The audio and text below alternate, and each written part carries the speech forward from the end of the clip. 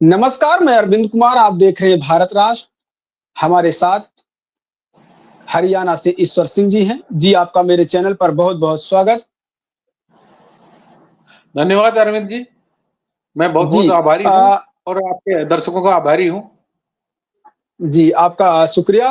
अ, sir एक बड़ी समस्या लोगों की आती रहती है, हमारे पास भी आती है, आपके पास भी आती होगी।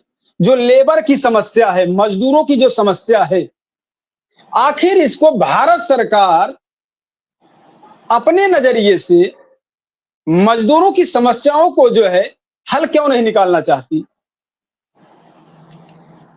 क्योंकि सर इनमें शिक्षा नहीं है ना। सरकार ने आज 80 साल होने जा रहे हैं हमारी आज़ादी को, तमाम जी, सरकारों ने इन लोगों में शिक्षा का प्रचार नहीं किया। ये सबसे बड़ा कारण है। तो शिक्षा तो आज तो शिक्षित लोग भी हैं मज़दूरी करते हैं जो उसके बीच का बिचौलिया होता है, अगर मज़दूरी ₹100 है, तो उसको ₹80 पे काम करने पर मजबूर किया जा रहा है, तो इसको आप कैसे देखते हैं? उसको ₹100 मज़दूरी कैसे मिलेगी? देखो किसान ने समझ लिया है, किसान ने समझा है कि खेती हम करते हैं, जी, अनाज हम पैदा करते हैं, बाज़ार में हम जाके बेचते हैं, तो हमारे से तो खरीदी जाती कम कीमत में। जी, लेकिन जो खरीदने वाला है, जो इस्तेमाल करने वाले को बेचता है, वो कई गुना मुनाफे में बेचता है। ये जो मुनाफाखोरी है, यही मज़दूरों के शोषण का सबसे बड़ा कारण है। इसका उदाहरण मैं इसलिए ऐसा इस तरह से दूँगा कि जो मज़दूर है, वो सुबह 9 बजे 8 बजे से लेकर 9 बजे के बीच में जिसके यहाँ काम करना होता है, वो पहुँच जाता है जी, और शाम के 6 बजे तक 5 बजे तक वहाँ पे रहता है। जो उससे काम कराने वाला जो व्यक्ति है, उसमें मैं भी शामिल हूँ, जी, जी, जबकि मैं मज़दूर वर्ग से आता हूँ। जी, तो जो वो आदमी जिसके यहाँ मज़दूर काम कर रहा है, वो हर सेकंड का हिसाब रखता है। इसने कितनी बार पेशाब किया, इसने कितनी बार बीड़ी पी, इसने कितनी बार पानी पिया, ये सारा हिसाब रखता है और वो दिन की दिहाड़ी सबको पता है कितनी होती है। जी, आज की बिल्कुल। तारीख में है ये है ₹500 और वही आदमी जिसके घर में ये मज़दूर काम कर रहा है, उस आदमी की एक स्कूटर खराब हो जाती है, तो स्कूटर मिस्त्री के पास ले जाके जाता है कि मेरी गाड़ी स्टार्ट नहीं हो रही, मेरी गाड़ी में ये समस्या है, मुझे समझ में नहीं आ रही। तो वो मिस्त्री बोलता है कि इसको खड़ी कर दे, बाज़ार घूम के आ जा, मैं सही कर दूँगा। फिर वो वापिस आता है और कहता है कि भई मैं आ गया हूँ, बताओ मेरी गाड़ी सही होगी नहीं होगी? वो कहता है कि अब आप मुझे ₹1000 दे दो। वो कहेगा कि क्या-क्या काम किया? बोला इसमें ये खराब था, इसमें ये खराब था, इसमें मैंने ये बदल दिया। क्योंकि जी, इनकी कोई जानकारी उसको है नहीं। जो मुँह माँगा पैसा एक आदमी से ₹1000 उस मज़दूर ने ले लिया, तो वो मज़दूर का कसूर नहीं है, वो कसूर जी, है उस आदमी का। और वही आदमी जो सुबह 9 बजे से लेकर के 5 बजे तक जिसके पास रहता है, उसके हर मिनट का हिसाब रखता है। ये जी, शोषण है जी, बिल्कुल। जी, और इस शोषण के खिलाफ ही जो कल 1 मई है, जी, जिसको मज़दूर दिवस के रूप में मनाया जाता है। ये जो मज़दूर दिवस है, ये 1846 में शिकागो में एक जी, आंदोलन हुआ था। वो आंदोलन किसके खिलाफ था? औद्योगिकीकरण के खिलाफ था।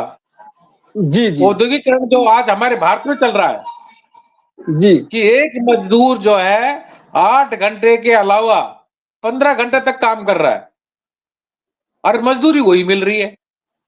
ये शोषण है। आप देखिए हम कितने पीछे हैं। हमारे भारत में आज भी मज़दूर अपने इस अधिकार के प्रति जागरूक नहीं है। जबकि 1840 में शिकागो में एक आंदोलन जी, हुआ था, जिसमें 7 पुलिस वाले मरे थे और 4 मजदूर मरे थे। उनकी याद में 1 मई जो मनाया जाता है मजदूर दिवस के जी, रूप जी। में। ना जी, ये खुशी का है, ना ये गम का है। ये अपने जी, अधिकारों के प्रति है। तो हम चाहते हैं कि मजदूर दिवस के रूप में हमारे तमाम जो 5 किलो राशन ले रहे हैं, 5 किलो राशन सरकार से मुफ्त ले रहे हैं। इनकी 82 करोड़ आबादी है। इन 82 करोड़ लोगों से अपील है कि अपने अधिकारों को समझो और सरकार से मांगो। यही कल का विषय है। हम कल ये अपनी मीटिंग में रखेंगे। ठीक है, जो मज़दूर वो तो क्रांति हुई थी, उस क्रांति में जो है उसका परिणाम देखने को आया कि 8 घंटे आदमी नौकरी करता है।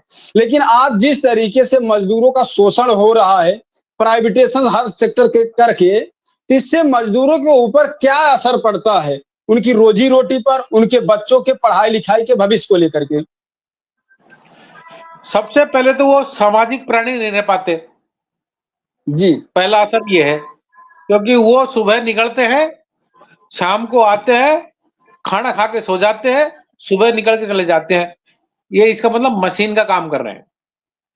जी, जब लोकतंत्र में वोट का अधिकार की बात होती है, तो ये सबसे बड़ा वर्ग है। इनका इस्तेमाल किया जाता है। अगर हमने आपके जी, लिए काम किया, आप हमें वोट दे दो। इनको जानकारी नहीं होती, क्योंकि ये सामाजिक प्राणी है नहीं।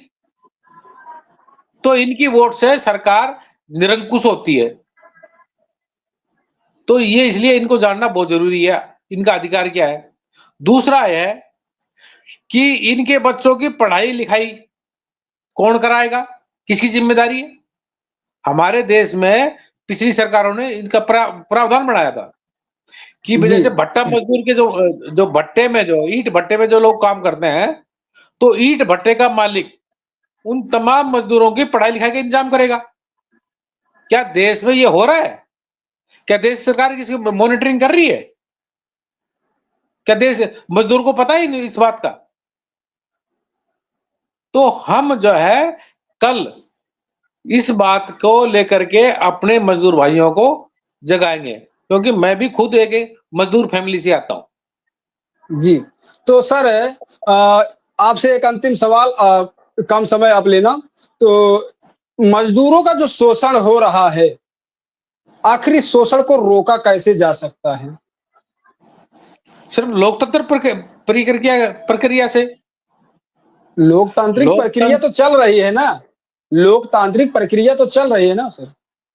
सर, ये लोकतांत्रिक प्रक्रिया नहीं है, ये एहसान फरोमोशी की प्रक्रिया है। चुनाव आयोग है, देश के संविधान ने उनको पूर्ण शक्ति दी हुई है कि अपने हिसाब से आप चुनाव कराइए। लेकिन क्या आपको लगता है महीने भर का प्रोग्राम, 1.5 महीने का प्रोग्राम चुनाव आयोग अपनी मर्जी से कर रहा है? और सबसे बड़ी ताकत है मजदूर वर्ग, जी। और उनको ये ज्ञान ही नहीं है कि उन्होंने कहाँ बटन दबाया है और कहाँ वोट गई है। तो ठीक है। आप हमारे चैनल पर आए, आपका मैं आभार प्रकट करता हूँ। मिलता हूँ नेक्स्ट वीडियो में, तब तक आप देखते रहिए भारत राष्ट्र। सर थैंक यू आपका। बहुत-बहुत धन्यवाद अरविंद जी। ये आप इस वीडियो को ज़रूर जन-जन तक पहुँचाएँ। जी, आभार आपका। थैंक यू सर, पहुँचाएँगे, बिल्कुल पहुँचाएँगे। Okay sir, thank you.